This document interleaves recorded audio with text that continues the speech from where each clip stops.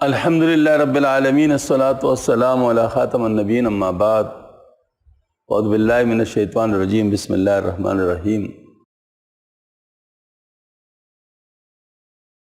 آج بدھ کا دن ہے اور بدھ کے دن ہمارے ہاں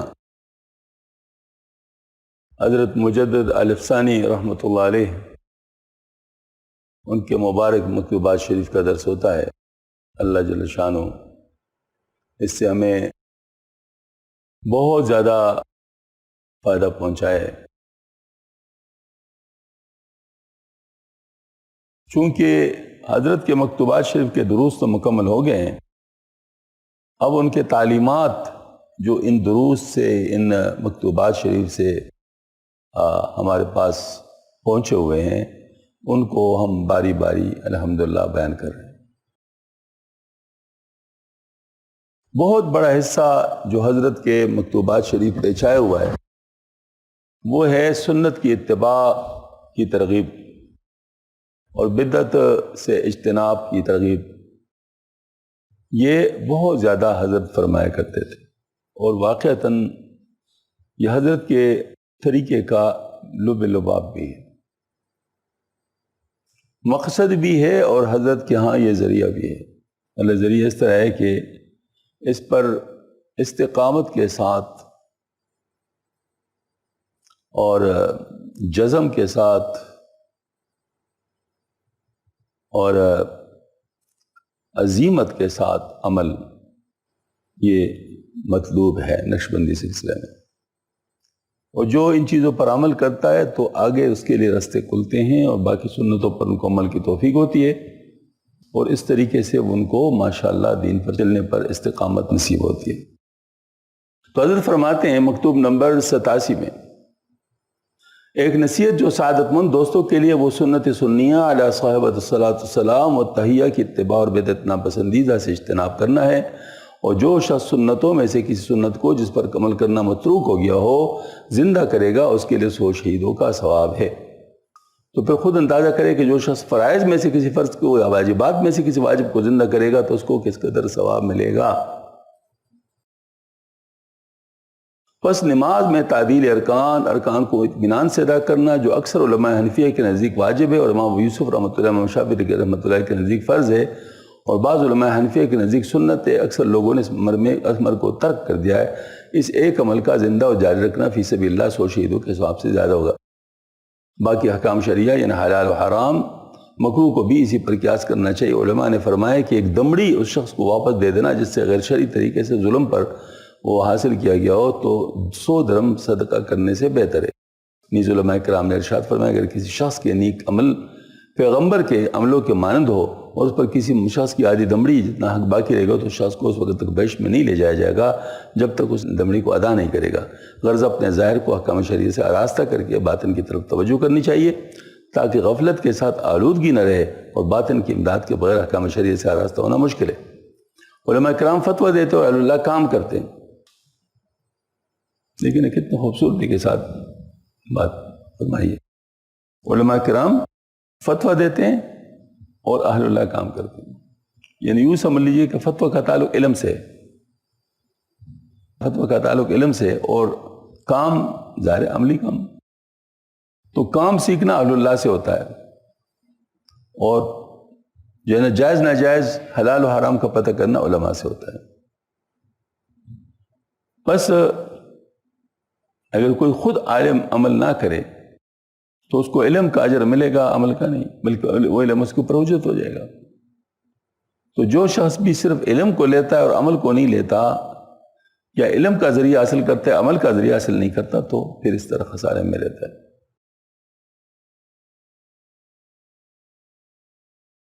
وہ باطن کے اہتمام کے ساتھ ساتھ لازم ہے کہ ظاہر کا اہتمام بھی ہو، اور کوئی باطنی کی درستگی میں لگا رہے اور ظاہر کی پرواہ نہ کرے وہ ملحد ہے، اور اس کے باطنی احوال استدراج کی حیثیت رکھتے ہوں گے۔ باطنی حالات کے درست ہونے کی علامت یہ ہے کہ ظاہری احکام شریعہ سے آراستہ ہو۔ استقامت کا طریقہ یہی ہے، اللہ تعالیٰ توفیق دینے والا۔ یہ دیکھیں نا حضرت نے ارشاد فرمایا جیسے نماز پڑھنا ہے، نماز پڑھنا ظاہر ہے، اب وقت پر نماز اگر کوئی نہ پڑھے اور بہت زیادہ باطنی طور پر صابر ہو، شاکر ہو، اور کانے ہو، اور ہاں جی مطلب بہت زیادہ یعنی اخلاص ہو، سارا کچھ ہو، وہ سارا کچھ اپنی جگہ پر درست ہوگا، اس کو چیلنج نہیں کیا جائے گا، لیکن وہ گناہ گار ہوگا کیونکہ اس نے فرض نماز کو چھوڑا ہے۔ اگر قصدن چھوڑا ہے تو کفر تک بات جا سکتی، اور اگر قصدن نہیں چھوڑا، غلطی سے چھوڑا ہے، سستی سے چھوڑا ہے، تو پھر اس کا اس کے مطابق ہوگا۔ تو اس وجہ سے یہ ظاہر کو درست کرنا بہت ضروری ہے باطن کے ساتھ، اور باطن کا درست کرنا ضروری ہے قبولیت کے لیے۔ دفتر دوم کے مکتوب نمبر 89 میں بعض مضامین ترغیب و ترہیب کے ایسے ارشاد فرماتے ہیں: مخدومہ مکرم، شفقت آثار، کام کا وقت گزرتا جائے، اور ہر لحظہ جو وقت گزرتا ہے وہ عمر کو کم کرتا ہے، اور معین موت کا وقت نزدیک آتا جائے۔ اگر آپ نے آج کی فکر نہیں کی تو کل کے دن حسرت و ندامت کے سوا کچھ حاصل نہیں ہوگا۔ کوشش کرنی چاہیے کہ چند روزہ زندگی شریعت کے مطابق بسر ہو جائیں تاکہ نجات متصور ہو۔ یہ عمل کا وقت ہے، عیش و آرام کا وقت ابھی آگے ہے، جو کہ اس عمل کا پل ہوگا۔ عمل کے وقت عیش کرنا گویا اپنی کھیتی کو کچا کھا جانا اور اس کے پل سے محروم رہنا ہے۔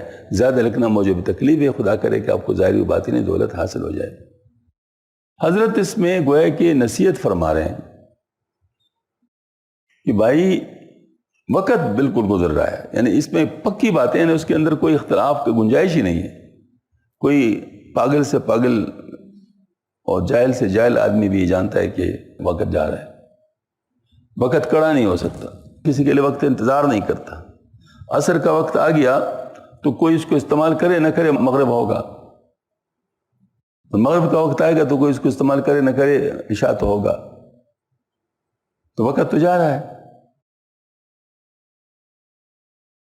اب کوئی اس کو صحیح استعمال کرے گا تو یہ اس کے اکاؤنٹ میں پلس کی صورت میں جائے گا، اس کو فائدہ ہوگا، اور اگر کوئی گناہ کے طور پہ استعمال کرے گا تو اس کے مائنس کی صورت میں جائے گا، اور اگر کوئی کچھ بھی نہیں کرے گا تو زیرو کی صورت میں جائے گا، زیرو کی صورت میں جائے گا۔ اس وجہ سے ہمیں ہر وقت جو اللہ کا حکم ہے ہماری طرف متوجہ، پہلے تو اس کو کرنا ہے جو فرائض و واجبات ہیں، پھر اس کے بعد سنن و مستحبات کی باری آتی ہے، اور مستحبات جو ہیں اس کا لائن بہت وسیع ہے۔ مثلا ذکر ہے، ذکر ہر وقت کیا جا سکتا ہے، اس کے لیے کوئی پابندی نہیں ہے۔ اب اس وقت میں جو بات کر رہا ہوں، دین کی بات کر رہا ہوں، اس کا بھی اجر ہے الحمدللہ۔ اس وقت اگر میں بیٹھ کر اللہ تعالیٰ کا یاد کرتا، ذکر کرتا تو اس کا بھی اجر تھا۔ اب اس وقت مجھے کیا کرنا چاہیے کیا نہیں کرنا چاہیے یہ الگ الگ بات ہے، اس میں پھر ہمیں کمپیریزن کرنا ہوتا ہے کہ اس وقت زیادہ میرے لیے مفید کام کون سا ہے۔ تو ظاہر یہ اللہ تعالیٰ کی طرف بلانا تو اونچا کام ہے جس میں اور لوگ بھی ماشاءاللہ فائدہ اٹھاتے ہیں۔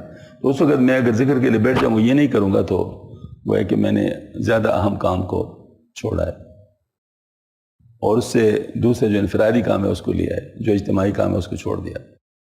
تو اس طریقے سے یہ تو میں تقابل کروں گا ہر وقت کہ کیا کروں کیا نہ کروں، لیکن یہ کہ کرنا پڑے گا، اپنا وقت استعمال کرنا پڑے گا۔ یہی ہوتے ہیں کسی کی 60 سال کسی ایک کا عمر بھی ہوتا ہے، دوسرے کا عمر بھی، 60 سال میں ایک کدھر چلے جاتے ہیں، دوسرے کہاں ہوتا ہے، ہر ایک کا اپنا اپنا کاؤنٹ ہے۔ دین اور دنیا کے جمع کرنے کے بارے میں دفتر اول کے مکتوب نمبر 72 میں یوں ارشاد فرماتے ہیں: دین اور دنیا کو جمع کرنا متضاد چیزوں کو جمع کرنا ہے۔ آخرت کے لیے دنیا کا ترک کرنا، آخرت کے لیے دنیا کا ترک کرنا ضروری ہے، اور چونکہ اس زمانے میں اس کا حقیقی ترک میسر نہیں ہو سکتا بلکہ دشوار ہے، تو ناچار ترک حکمی کو اختیار کرنا چاہیے۔ وہ کیا ہے؟ اور ترک حکمی سے مراد یہ ہے کہ دنیاوی امور میں روشن شریعت کے حکم کے مطابق عمل کرنا چاہیے، اور کھانے پینے کی چیزوں، رہنے سہنے کے مکانات میں شرعی حدود کے مد نظر رکھنا چاہیے، ان حدود سے تجاوز نہیں کرنا چاہیے۔ بڑھنے والے مالوں اور چرنے والے جانوروں میں فرض شدہ زکوٰۃ ادا کرنی چاہیے، اور جب احکام شریعہ کے ساتھ آراستگی حاصل ہو گئی تو دنیا کی ضرر اور تکلیف سے نجات حاصل ہو گئی اور دنیا آخرت کے ساتھ جمع ہو گئی۔ اور اگر کسی کو اس قسم کا ترک حکمی بھی میسر نہ ہو تو ایسے شخص بات سے خارج ہے، وہ تو منافق کے حکم میں ہے، کیونکہ صرف ظاہری ایمان آخرت میں اس کا کوئی فائدہ نہیں دے گا، اس کو ایسے ایمان سے صرف یہ فائدہ حاصل کہ ان کی جان و مال محفوظ ہو جاتے ہیں۔ یہ ایک بڑا عجیب مشکل بات کو ذرا آسان کر کے بیان فرمایا، دین اور دنیا کو جمع کرنا۔ واقعی حدیث شریف میں آتا ہے کہ جو دنیا کو لیتا ہے تو اپنے آخرت کو نقصان پہنچاتا ہے، اور جو آخرت کو لیتا ہے تو اپنے دنیا کو نقصان پہنچاتا ہے۔ تو جو فانی ہونے والا ہے اس پر باقی کو ترجیح دے دو، حدیث شریف میں آتا ہے، اس کا مفہوم یہ ہے۔ تو پتہ چل گیا کہ اس صورت میں دین و دنیا جمع نہیں ہو سکتی، جیسے اندھیرا اور روشنی جمع نہیں ہو سکتی۔ کسی ایک جگہ میں اندھیرا بھی ہو اور روشنی بھی ہو، یہ ہو سکتا ہے؟ نہیں۔ تو اس صورت میں تو جمع نہیں ہو سکتا۔ تو حضرت فرمائے یہ تو نہیں ہو سکتا، البتہ حکمی طور پر ہو سکتا ہے۔ حکمی طور پہ کیا مراد ہے؟ حکمی طور پر یہ مراد ہے کہ اس دنیا کو، جو دنیا نظر آ رہی ہے، اس کو آخرت کے لیے استعمال کر لو تو یہ آخرت بنتا جائے گا، یعنی آخرت کے لیے بنتا جائے گا۔ اب میں نماز کیا پڑھوں گا؟ ادھر جا کے آخرت میں جا کے پڑھوں گا؟ پڑھنا تو ادھر ہے، لیکن جس وقت میں نماز کے اندر شامل ہوں میں دنیا میں تو نہیں ہوں۔ ہاں جی، تو میں نے یہ وقت دنیا سے کاٹ دیا، اس کو آخرت کا کر دیا۔ اس وقت میں جو اللہ جل شانہ کا جو بھی حکم پورا کرتا ہوں، میں دنیا سے اس کو کاٹ کر آخرت کا کر لیتا ہوں، اور یہ سلسلہ میرے سارے عمر میں ہو سکتا ہے۔ تو یہ دنیا حکمی طور پر ہے کہ میں اس کو حکمی طور پہ ترک کر رہا ہوں۔ کیوں؟ وجہ کیا ہے کہ دنیا جو ہے نا کیا چیز ہے بذات خود؟ اس کا ایک ڈیفینیشن جو سب لوگوں کو پتہ ہے وہ تو یہ ہے، موت سے پہلے پہلے کی زندگی یہ دنیا ہے، اور موت کے بعد یہ آخرت ہے۔ یہ ڈیفینیشن سب کو پتہ ہے، اس لحاظ سے اس کو جمع نہیں کیا جا سکتا۔ لیکن میں استعمال کے لحاظ سے اگر کہوں تو کیا میں نفس کے لیے کر رہا ہوں یا اللہ کے لیے کر رہا ہوں؟ جیسے اللہ پاک نے دو چیزیں رکھی ہے، الحمدللہ بہت اچھی بنیاد مل گئی۔ سورہ شمس میں جو فرمایا فَأَلْهَمَهَا فُجُورَهَا وَتَقْوَاهَا قَدْ أَفْلَحَ مَنْ زَكَّاهَا وَقَدْ خَابَ مَنْ دَسَّاهَا۔ نفس کے اندر اللہ پاک نے دو چیزیں رکھی، اس کے فجور اور اس کا تقوی۔ تو نفس کے اندر یہ فجور اور تقوی دونوں جو رکھے گئے ہیں، تو میں دونوں میں سے کوئی بھی کر سکتا ہوں۔ فجور بائی ڈیفالٹ ہے، اگر میں محنت نہیں کر رہا اور ہونے دے رہا ہوں جو ہو رہا ہے تو وہ نفس کی اتباع ہوگا، نفس کی اتباع ہوگا، وہ نفس کا اتباع ہوگا۔ اور اگر میں سوچتا ہوں کہ نہیں کیا کروں کیا نہ کروں، اور پھر میں دیکھوں کہ اللہ پاک نے کیا چاہے کیا نہیں چاہا، تو جو اللہ نے چاہے میں اس کو ترجیح دوں، جو نفس نے چاہے اس کے اوپر، یہ سبحان اللہ تقویٰ ہے، یہ تقویٰ ہے۔ جو اللہ چاہتا ہے اس کو میں لیتا ہوں، اور جو نفس چاہتا ہے میں اس کو پیچھے کرتا ہوں، تو کیا ہے؟ یہ تقویٰ۔ ایسی صورت میں تقویٰ مرتب ہوتا رہے گا اگر میں اللہ پاک کی بات مانتا ہوں۔ اس میں یہ حکمی ہے ترک، یعنی گویا کہ میں نے نفس کی بات نہیں مانی تو ترک کر لیا نا، تو نفسی کا ماننا اگر دنیا ہو گیا تو پھر تو دنیا ختم ہو گیا نا، پھر تو دنیا نہیں رہا، پھر تو آخرت کیسا بن گیا؟ تو جیسے ہمارے نفس کے تقاضے ہیں، ان تقاضوں کو اگر ہم پورا کرتے ہیں تو یہ وہ اللہ کے بات کے مخالف ہے، لہذا وہ ہمارے لیے فجور ہے اور وہ دنیا ہے۔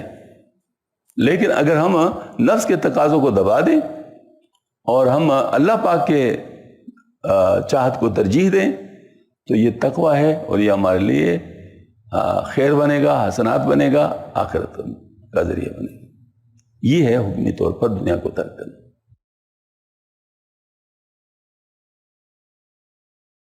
تو اس کے مطابق فرمایا کہ ترک حکمی سے مراد یہ ہے کہ دنیاوی امور میں روشن شریعت کے حکم کے مطابق عمل کریں اور کھانے پینے کی چیزوں، رہنے سہنے کے مکانات میں شرعی حدود کا خیال رکھیں، ان حدود سے تجاوز نہ کریں، بڑھنے والے مالوں اور چرنے والے جانوروں میں فرض شدہ زکوٰۃ ادا کریں، اور جب احکام شریعت کے ساتھ راستے کی حاصل ہو جائے تو دنیا کی ضرورت تکلیف سے نجات حاصل ہو جائے گی اور دنیا آخرت کے ساتھ جمع ہو جائے گی۔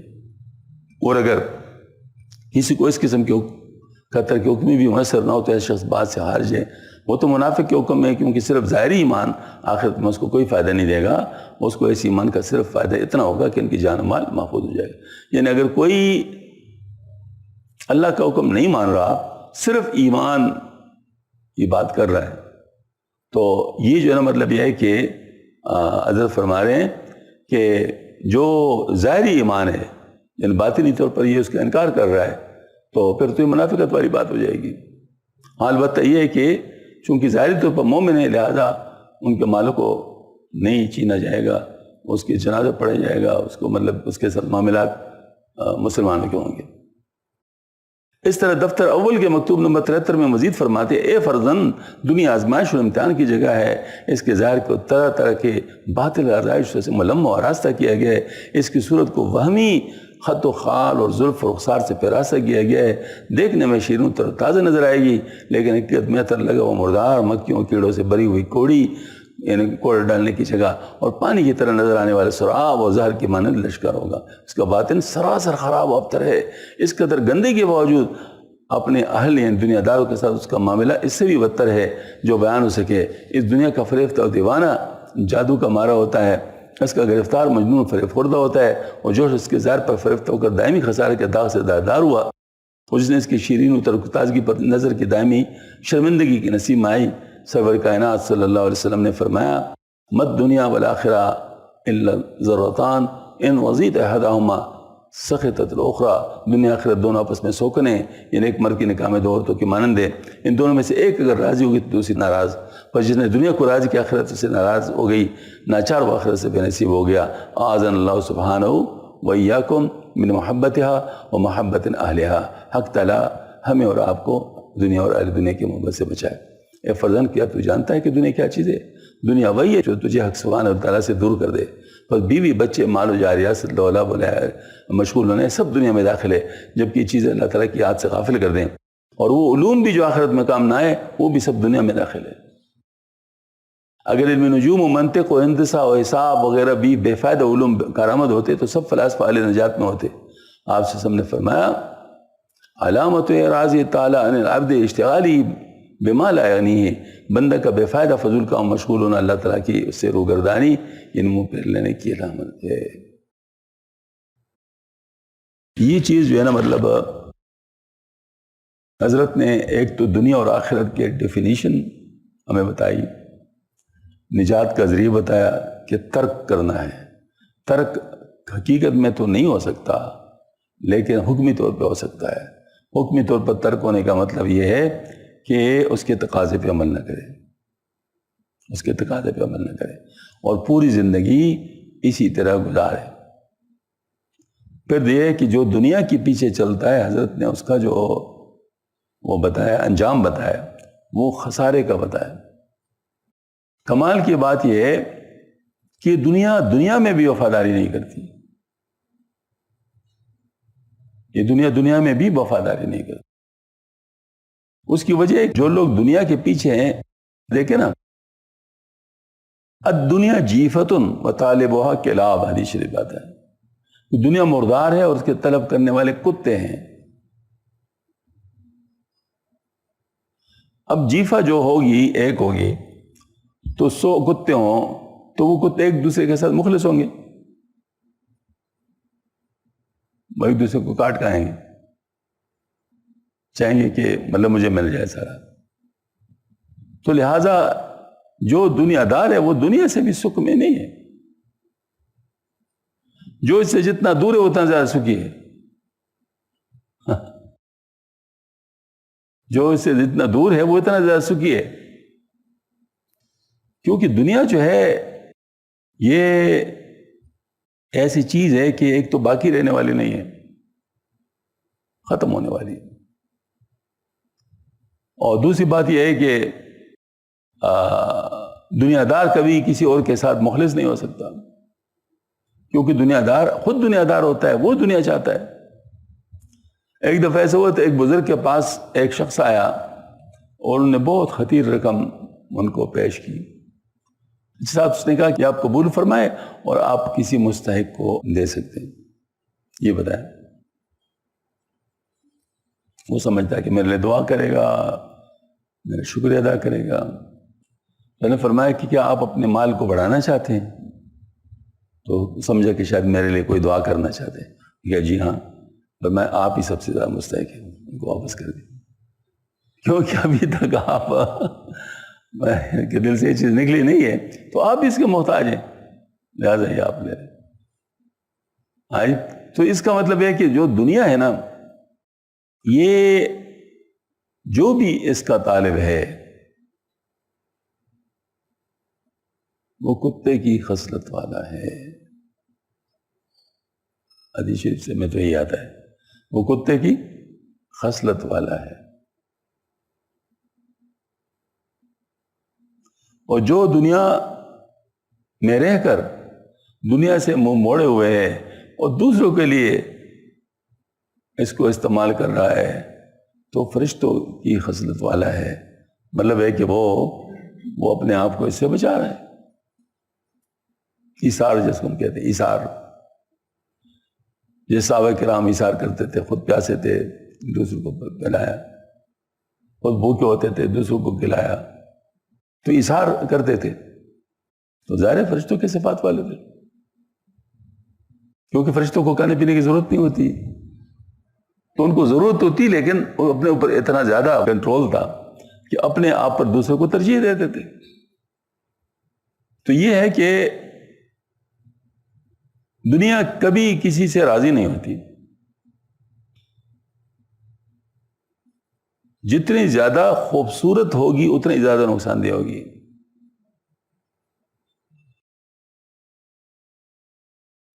بلکہ بعض بزرگوں نے فرمایا کہ اس کی مثال سانپ کی طرح ہے کہ سانپ جتنا زیادہ خوبصورت ہے اتنا زیادہ زہریلا ہوتا ہے. ہاں جی.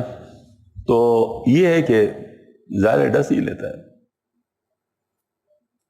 حابیل اور قابیل جو پہلی لڑائی ہوئی تھی آدم علیہ السلام کے بیٹوں میں، وہ کس وجہ سے ہوئی تھی؟ دنیا کی وجہ سے ہوئی تھی. دنیا کی وجہ سے. بعد میں بھی جتنے مسائل آئے ہوئے ہیں وہ دنیا کی وجہ سے ہوئے ہیں. یوسف علیہ السلام کو کنویں میں پھینکا گیا تو دنیا کی وجہ سے پھینکا گیا. آج مطلب یہ کہ گویا کہ ایک انسان جس وقت دنیا کا طالب ہوگا تو ظالم بھی ہوگا، فاسق بھی ہوگا. ہاں جی. اپنے تمام چیزوں کو ضائع کرنے والے بھی ہوگا. ضائع کرنے والے کیسے ہوگا میں آپ کو بتاتا ہوں. آپ کو کوئی مال دے رہا ہے اور آپ اس کو بکیر رہے ہیں، ادھر ادھر پھینک رہے ہیں، اور دوسرا آدمی اس کو دے رہا ہے، اس کو جمع کر رہا ہے. کون ہوشیار ہے؟ دنیا کے لحاظ سے میں کہہ رہا ہوں، جو جمع کر رہا ہے. اب یہ ہے کہ اگر آپ کو مال مل رہا ہے یا کوئی چیزیں مل رہی ہے، آپ اس کو اللہ کے راستے میں خرچ کر رہے ہیں تو کہاں جمع ہو رہا ہے؟ آخرت میں جمع ہو رہا ہے. اور اگر آپ اس کو اللہ کے راستے میں نہیں دے رہے ہیں تو دو صورتیں ہیں، یا اپنے وارثوں کے لیے چھوڑیں گے یا پھر وقت کے ساتھ ختم ہو جائیں گے، پرانا کر لیں گے یا کھا لیں گے. بس یہی ہوگا نا. تو ادھر تو نہیں ہو جائے گا نا، تو جمع تو نہیں ہوا، تو ضائع ہو گیا. جہاں کام آنا تھا وہ کام نہیں آیا تو ضائع ہو گیا. تو اس وجہ سے جو ہے مطلب یہ والی بات ہے کہ ہم لوگ جو ہوشیار ہیں وہ تو یہی کرتے ہیں، وہ تو یہی کرتے ہیں کہ مال کو، جان کو وقت کو، اولاد کو اللہ کے لیے استعمال کرتے ہیں. یہی کام ہوتا ہے. آگے فرماتے دنیا کی بے ثباتی کے بارے میں دفتر اول کے مکتوب نمبر 74 میں آپ کا مکتوب شریف و مراسلہ لطیف صادر ہوا. الحمدللہ کہ اس کے مضمون سے فقراء کی محبت اور درویشوں کی طرف توجہ معلوم ہوئی جو کہ سعادتوں کا سرمایہ ہے، کیونکہ لوگ اللہ سبحانہ وتعالیٰ کے ہم نشین ہیں. یہ وہ لوگ ہیں جن کا جلیس بدنصیب نہیں ہوا کرتا. اور آپ صلی اللہ علیہ وسلم فقراء مہاجرین کے طفیل حق سبحانہ تعالیٰ سے فضل طلب کرتے تھے. اور آپ صلی اللہ علیہ وسلم نے ان کی شان میں ارشاد فرمایا رب اشخص مدفوع بالابواب لو اقسم علی اللہ ابرہا. بہت سے بکھرے ہوئے بال والے گرد آلود اور دروازے سے ہٹائے ہوئے لوگ ایسے اگر کسی کام کا اللہ پر بھروسہ کر کے قسم کھا لیں تو اللہ تعالیٰ اس قسم کو ضرور پورا فرما دیتے ہیں. باقی نصیحت ہے کہ صاحب شریعت علیہ السلام کی مطابقت لازم پکڑیں، کیونکہ آخرت کی نجات آپ کی مطابقت کے بغیر محال ہے. اور دنیا کی زیب و زینت کی طرف التفات توجہ نہ کرے اور دنیا کے حاصل ہونے یا نہ ہونے کی کوئی اہمیت نہ دے. ان دونوں حالتوں کو یکساں جانیں، کیونکہ دنیا اللہ تعالیٰ کے مبغوضہ ناپسندیدہ مکروہ ہے. حق تعالیٰ کے نزدیک اس کی قدر منزل کچھ بھی نہیں، پس بندوں کے نزدیک اس کا عدم یا نہ ہونا اس کے وجود نہ ہونے سے بہتر ہونا چاہیے. اس کی بے وفائی اور جلدی جاتے رہنے دولت کے زوال کے قصے مشہور ہے بلکہ مشاہدے میں آ چکے ہیں. بس آگے دنیا کے حال سے عبرت حاصل کریں جو کہ پہلے گزر چکے ہیں. وفقنا اللہ سبحانہ ویاکم بمطابقت سید المرسلین علیہ وآلہ السلام. میں ابھی آپ کی خدمت میں ایک مثال عرض کرتا ہوں جو ہمارے حال کے مطابق ہے.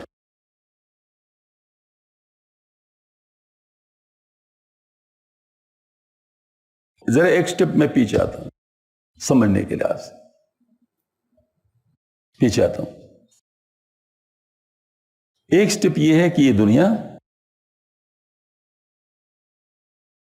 اور پھر اس کے بعد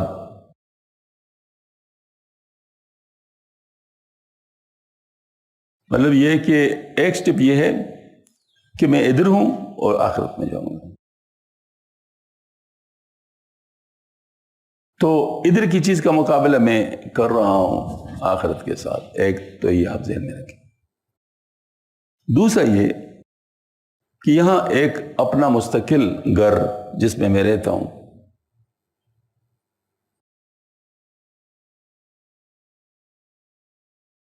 یہ سمجھو. اس کے مقابلے میں ہولوگرام کے ذریعے سے بنائے ہوا گھر سمجھو. ہولوگرام سے آج کل ممکن ہے کہ آپ کے ایسے ہی گھر کھڑا ہو جائے جیسے کہ ایک چول ہوتا ہے. آپ سمجھیں گے بالکل ہی ایک چول ہے، آپ اس کے اندر ایسے محسوس کریں گے. یہ نہیں ہوتا. یہ پلانیٹیریم یہ ایک گنبد نما جگہ ہوتی ہے. اس کے اندر ماحول ایسا بنا ہوتا ہے جیسے آسمان ہو. اس پہ تارے ہوتے ہیں، اس میں سورج بھی چلتا ہے، اس میں مطلب سارے نظام وہ ایسے ہوتے ہیں جیسے کہ آپ آسمان کو دیکھ رہے ہیں. حالانکہ ابھی آپ صرف گنبد میں بیٹھے ہوئے ہیں. اس میں پھر جتنے بھی اجرام فلکی ہے ان کی مومنٹ سمجھائی جاتی ہے، اور وہ جو ہے نا مطلب جیسے ستارے ٹوٹتے ہیں وہ بھی منظر دکھائی دیا جاتا ہے. اور اس طرح جو ہے مطلب کس طریقے سے یہ سارا نظام وہ بتایا جاتا ہے. عملاً ذرا فاسٹ کر کے سکھایا جاتا ہے کہ دیکھو یہ چیزیں کیسے ہوتی ہیں. پلانیٹیریم اس کو کہتے ہیں. تو پلانیٹیریم بھی اس کی ایک قسم ہے، اور اس طرح ہولوگرام کے ذریعے سے پورا گھر میں بنا دوں. دوسرا لفظ میں اس کی مثال دیتا ہوں. سونا، اس کے کنگن یا زیور. اور آج کل ایک چیز آئی ہے جو سونا دکھائی دیتا ہے لیکن سونا ہوتا نہیں. سونا دکھائی دیتا ہے لیکن سونا ہوتا نہیں. ہاں جی، وہ جو ہے مطلب یہ ہے کہ جو سونا دکھائی دیتا اور ہوتا نہیں ہے، اگر وہ کسی عورت کو معلوم ہو کہ سونا نہیں ہے لیکن سونا دکھائی دے رہا ہے، اس کے بدلے میں کہ اصل سونے کی چیز، وہ خوش ہوگی یا نہ خوش ہوگی؟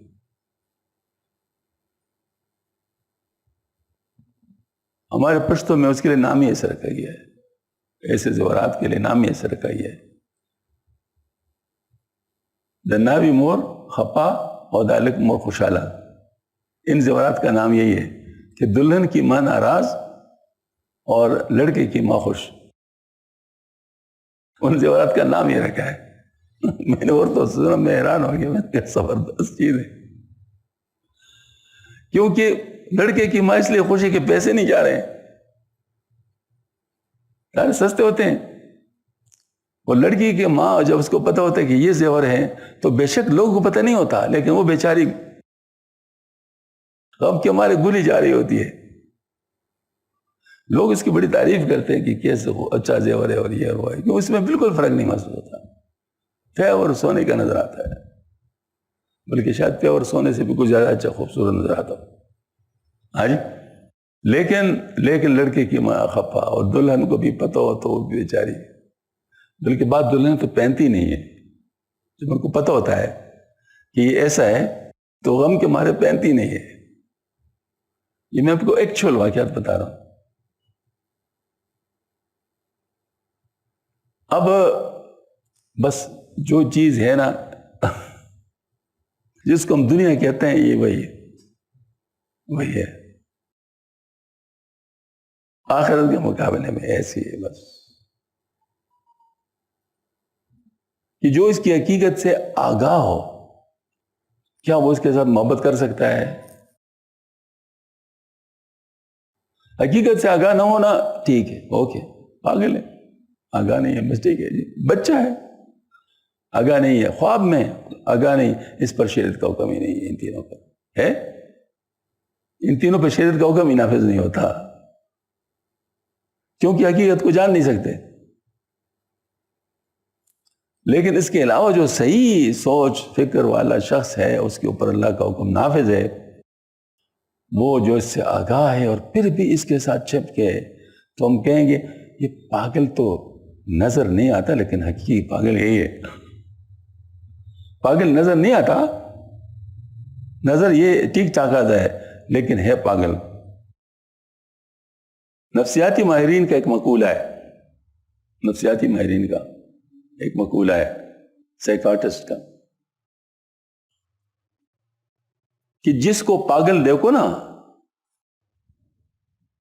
وہ تو صرف اثر ہے پاگل پن کا, اس کے پیچھے اصل پاگل چھپا ہوا ہے, وہ نظر نہیں آ رہا جس نے اس کو پاگل بنایا ہے. یا اس کا خاوند ہوگا, یا اس کی بیوی ہوگی, یا اس کا باپ ہوگا, یا اس کا کوئی بیٹا ہوگا, جس نے اس کو پاگل بنایا ہوگا, جن کے غم کی وجہ سے پاگل بنایا ہوگا. حقیقی پاگل وہی ہے. یہ بیچارہ تو نشانہ ہے پاگل پن کا, جو ہمیں پاگل نظر آ رہا ہے. تو اسی طریقے سے یہ جو دنیا دار لوگ ہیں نا, پاگل ہیں ہی نہیں بظاہر, لیکن پاگل ہیں حقیقت میں, پاگل ہے حقیقت میں. کیونکہ یہ لوگ جان بوجھ کر ایسی حرکتیں کر رہے ہیں کہ ان کے ساتھ ایسے ڈیل کر رہے ہیں جیسے کہ مستقل ہو. میں ہولوگرام کے ساتھ محبت کروں کہ یہی سے میں رہوں, میں اپنے گھر میں نہیں جاتا. تو لوگ کہیں گے اس کو اسپتال لے جاؤ, گھر میں لے جاؤ. میں خدا کے بندے, یہ تو ویسے. ہاں جی. تو یہ اصل میں بنیادی چیز ہے.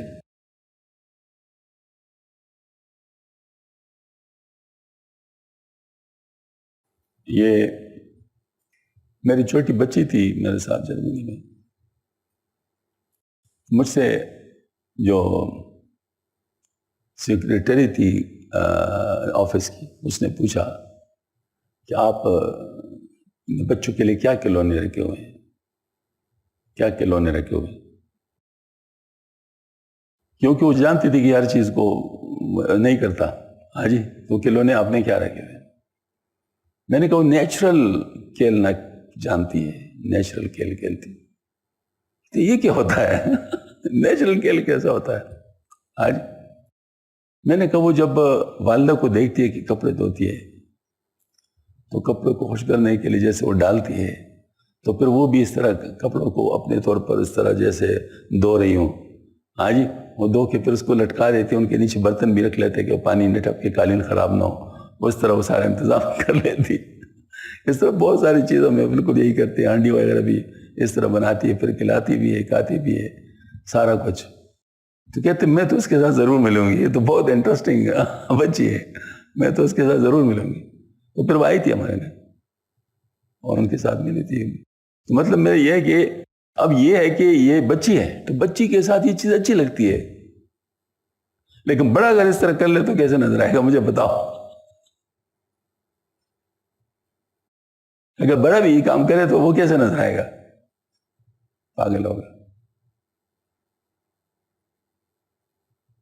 بس یہی مطلب یہ کہ دنیا کی بے ثباتی یہی ہے کہ دنیا اصل میں نہیں ہے، یہ تو صرف ایک ظاہری ڈھانچہ ہے، نظر آتا ہے چیزیں لیکن چیز نہیں ہے، بس اصل چیز تو ادھر ہے، اصل چیز تو ادھر ہے۔ ہاں، اس نکمی چیز کو آپ اس کے لیے استعمال کر لے تو وہ اصل چیز بن جائے گی۔ اس کے اندر یہ صلاحیت بہت زبردست ہے، اس کے اندر یہ صلاحیت بہت زبردست کہ اس کو اگر اس کے لیے استعمال کر لو تو یہ بہت کام کی چیز بن، کیونکہ وہاں تو چیز اصلی ہے۔ اب میں آپ کو ایک بہت ہی اہم بات بتاتا ہوں، بہت اہم بات بتاتا ہوں، اللہ تعالیٰ مجھے صحیح طور پہ سمجھانے کی توفیق عطا۔ ایک ہے میرا فیصلہ کہ میں اپنے نکمی چیز کو استعمال کر لوں وہاں کے لیے، اپنے ارادے سے، اپنے علم و بصیرت کے ذریعے سے، ارادے کے ساتھ میں اس چیز کو یہاں مطلب استعمال کر لوں اس طرح کہ وہ وہاں وہ چیز بن جائے صحیح۔ مثلا میرے پاس پیسے ہیں، وہ میں نے غریب کو دے دیے، 100 روپے دے دیے، 100 روپے دے دیا، اس غریب کو دے دی، وہ چلے گئے ادھر جمع ہو گئے۔ یہ ایک پروسیجر ہے ٹرانزیکشن کا، چلے گئے وہاں پر جمع ہو گئے، اسٹور ہو گئے۔ ایک طریقہ یہ ہے کہ اللہ جل شانہ اپنے ارادے کو استعمال کر کے تمہارے لیے وہاں جمع کرنا چاہے اور یہاں چین لے، یہاں آپ کے ہاتھ سے چلے جائیں، اس کے بدلے میں آپ کو 2 چیزیں ملیں گی، بتاؤ کون سی؟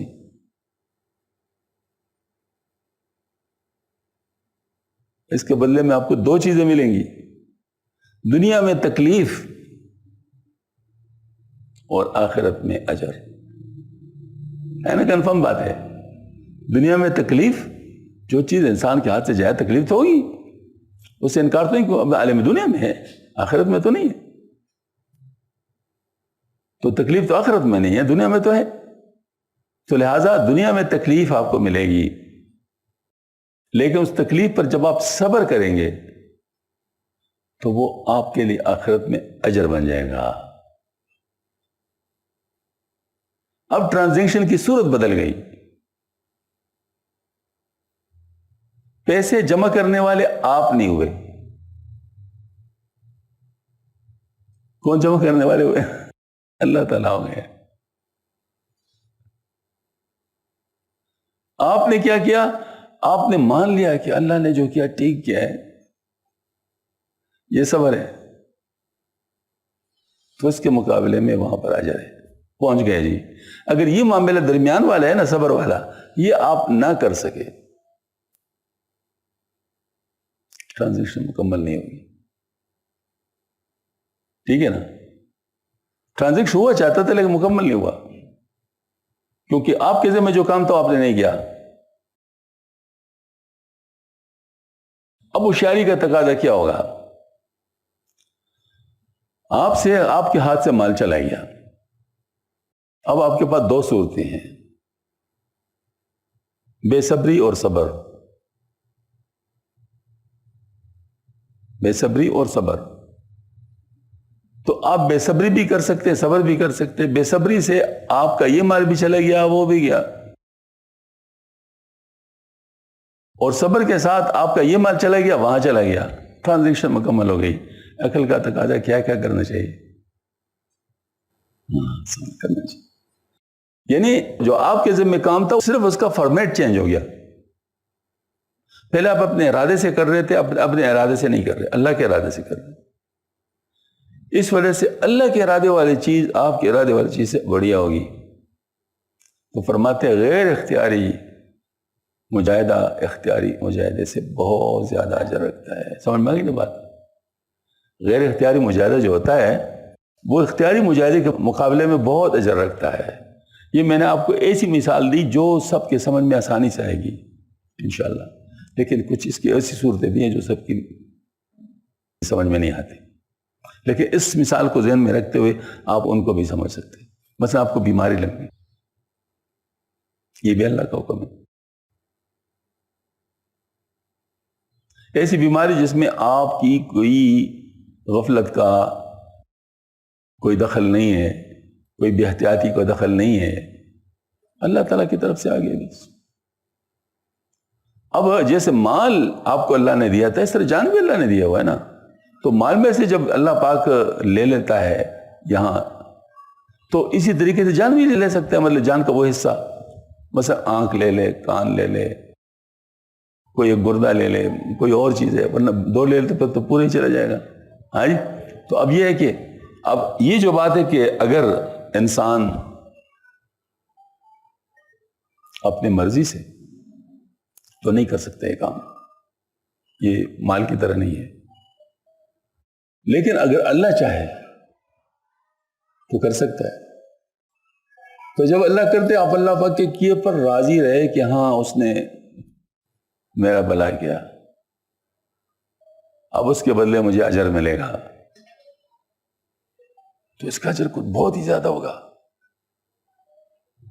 کیونکہ مال سے جان زیادہ پیاری ہے، مال سے جان زیادہ پیاری ہے۔ تو لہذا اگر جان کا معاملہ کسی کے ساتھ پڑ گیا ہے، بیماری کا ہو گیا معاملہ ہے، کوئی اور بات ہو گئی، تو یا کوئی کسی کا بچہ فوت ہو گیا، کوئی اور، تو یہ جان کا معاملہ ہے، تو یہ جو ہے نا، یہ مطلب اس کا اجر پھر اس سے بہت زیادہ ہے، اس سے زیادہ ہے۔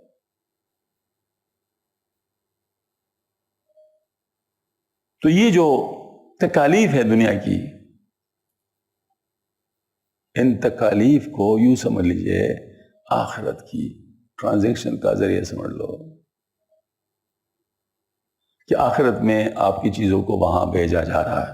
اگر آپ اس کو سمجھیں گے سبحان اللہ، بس پھر آپ ماشاءاللہ اطمینان بھی آپ کو حاصل ہوگا، صبر بھی جلدی حاصل ہو جائے گا، اور سب سے بڑی بات یہ ہے کہ آپ کا اجر بھی محفوظ ہوگا، اگر آپ اس چیز کو سمجھتے ہیں۔ ورنہ اگر اس چیز کو نہیں سمجھتے تو بے شک آپ کو کتنا ہی کوئی کہہ دے، اس وقت بات سمجھ میں نہیں آئے گی بات۔ ہماری بچی تھی جرمنی میں، فوت ہو گئی تھی 7 مہینے کی، اور ہم ڈاکٹر تک پہنچا بھی نہیں سکے، مطلب ظاہر ہے وہ اچانک بس اس کا کارڈیوواسکولر اریسٹ جو اس کو کہتے ہیں وہ ہوا تھا۔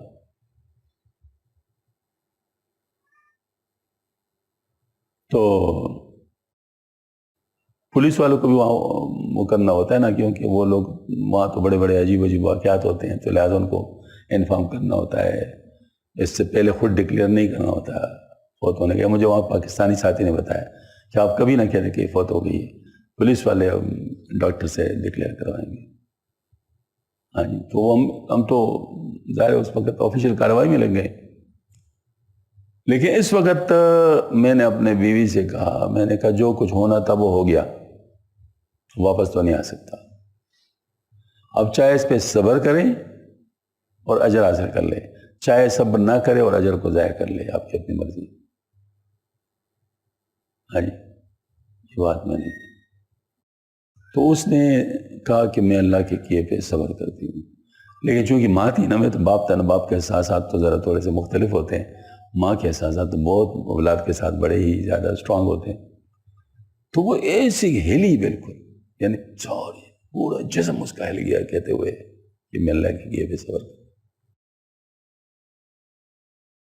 یعنی اس کا جسم نہیں ساتھ دے رہا تھا، اس کا قلب و ایمان کہہ رہا تھا، اور یہ چیز اللہ کو بہت پسند ہے،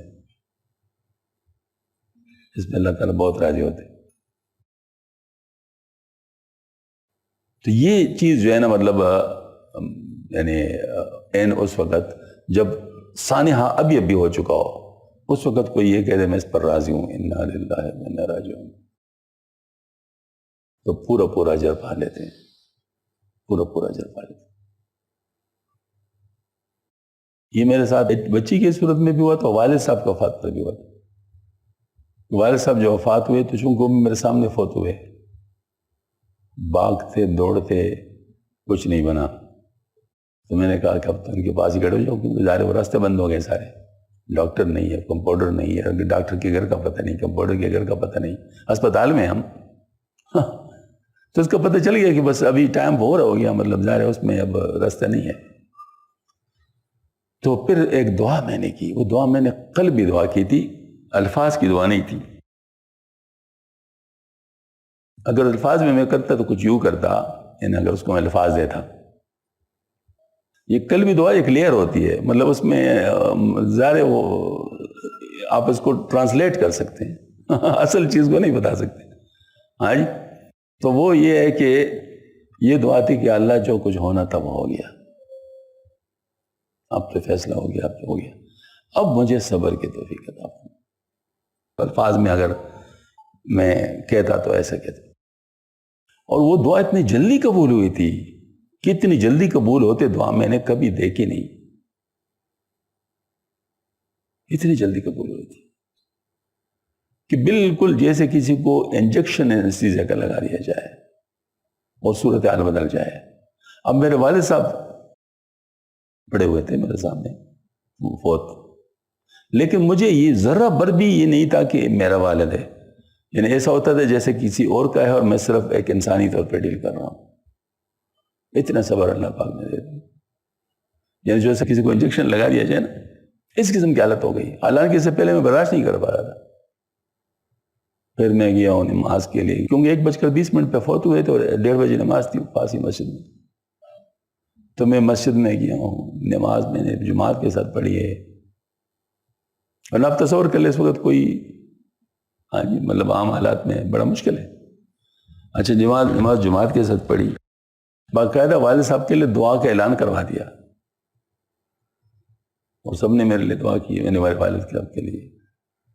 پھر میں نے سوزوکی کا ارینجمنٹ کیا لاش لے جانے کے لیے، تو ایک ہمارے گاؤں کے ایک آدمی تھے جو کہ میرے پہلی حالت کو جانتا تھا کہ میں بڑے پریشان تھا، تو وہ کہتے تو ساتھ نہیں جائے گا، میں نے کہا میں ہی جاؤں گا، کہتے تجھ سے نہیں، میں نے کہا نہیں انشاءاللہ وہ ٹھیک ہو گیا۔ پھر میں خود ساتھ گیا ہوں، پھر وہاں گھر پہلے جا کر گھر والوں کی ذہن سازی کی ہے، پھر وہ سب 3 دن تک سب کچھ وہی ایک انجیکشن سے چل رہا تھا، سنت کے مطابق۔ اللہ کا شکر ہے الحمدللہ، ساری چیزیں اللہ پاک نے کروا دی۔ 3 دن کے بعد اس انجیکشن کا اثر ختم ہو گیا، اور پھر مجھ پر پہلی حالت آ گئی، لیکن لوگ تو نہیں تھے نا، تو انتظام ماشاءاللہ سارا کچھ اللہ پاک نے۔ وہ انجیکشن کا اثر جو ختم ہو، مجھے گویا کہ دکھا دیا گیا کہ میرا کام تھا، تیری بادری نہیں تھی دیکھو میں نے نکال دیا تھا تو اب تو سب کچھ کر رہا تھا، اب دیکھو نا، پھر میں دوبارہ لے چکا ہوں، اب کرو، اب سنبھالو اپنے آپ۔ سمجھ میں آئی نا بات؟ تو یہ گویا کہ یہ دعاؤں کا وقت ہوتا ہے صبر کے قریب، وَاسْتَعِينُوا بِالصَّبْرِ وَالصَّلَاةِ، نماز کے ذریعے سے، صبر کے ذریعے سے اللہ پاک سے مدد مانگو۔ جب انتہائی مشکل حالت ہوتی ہے، سمجھو کہ دعاؤں کی قبولیت کا وقت آ گیا، دعاؤں کی قبولیت کا وقت آ گیا، اس وقت کو ضائع نہ کرو۔ جہاد میں جو دعائیں ہوتی ہیں، سبحان اللہ، حج میں جو دعائیں ہوتی ہیں، مشکل ہوتا ہے، مطلب وہاں پہ بھی مشکل ہوتے ہیں نا، تو اس میں جو دعائیں ہوتی ہیں، مصائب میں جو دعائیں ہوتی ہیں، یہ سب بڑے کام کی دعائیں ہوتی ہیں۔ اس وجہ سے ہمیں مطلب ان سے فائدہ اٹھانا چاہیے۔ اللہ تعالیٰ ہم سب کو عمل کی توفیق عطا فرما دے۔ وآخر دعوانا الحمدللہ رب العالمین۔